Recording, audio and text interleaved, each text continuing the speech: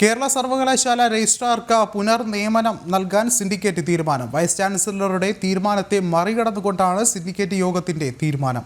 Registrar K അനിൽകുമാറിന്റെ കാലാവധി ഇന്ന് അവസാനിക്കാനിരിക്കെയാണ് ഹൈക്കോടതി നിർദ്ദേശപ്രകാരം സിൻഡിക്കേറ്റ് യോഗം ചേർന്നത്. SFIയുടെ ഉപരോധത്തെ തുടർന്ന് സിൻഡിക്കേറ്റ് സെനറ്റ് യോഗങ്ങൾ വൈസ് ചാൻസലർ റദ്ദാക്കിയിരുന്നു. ഇതിനിടെ പുതിയ രജിസ്ട്രാറെ കണ്ടെത്താൻ വൈസ് ചാൻസലർ വിജ്ഞാപനവും പുറത്തിറക്കി. ഇതിനെ ചോദ്യം ചെയ്ത് ഇടത് സിൻഡിക്കേറ്റ് അംഗം മുരളീധരൻ ഹൈക്കോടതിയെ സമീപിച്ചിരുന്നു. സിൻഡിക്കേറ്റിന്റെ അധികാരത്തെ വൈസ് ചാൻസലർ മറികടന്നുവെന്നായിരുന്നു ഹർജി. ഹൈക്കോടതി നിർദ്ദേശപ്രകാരം ചേർന്ന സിൻഡിക്കേറ്റ് യോഗത്തിൽ പങ്കെടുത്ത 25 അംഗങ്ങളിൽ 2 BJP അംഗങ്ങൾ പുനർനിയമനത്തെ എതിർത്തു. ഒരു UDF അംഗം ഉൾപ്പെടെ നിയമത്തെ പിന്തുണച്ചു. ഇതോടെയാണ് രജിസ്ട്രാറുടെ നിയമനം അംഗീകരിച്ചത്.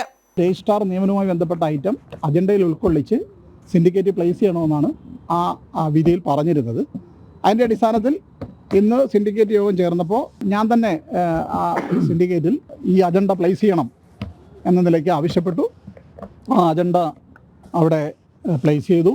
നിലവിലുള്ള രജിസ്ട്രാർക്ക് റീ അപ്പോയിൻമെൻറ്റിന് എലിജിബിലിറ്റി ഉണ്ട് എന്ന് സിൻഡിക്കേറ്റ് കാണുകയും അദ്ദേഹത്തിൻ്റെ കഴിഞ്ഞ 4 വർഷക്കാലത്തെ പ്രവർത്തനം അങ്ങേയറ്റം തൃപ്തികരമാണ് എന്ന് സിൻഡിക്കേറ്റ് വിലയിരുത്തുകയും അദ്ദേഹത്തിന് റീ അപ്പോയിൻമെൻറ്റ് കൊടുക്കാനും വേണ്ടിയിട്ടാണ് ഇന്നത്തെ സർവകലാശാല സിൻഡിക്കേറ്റ് യോഗം തീരുമാനിച്ചത്.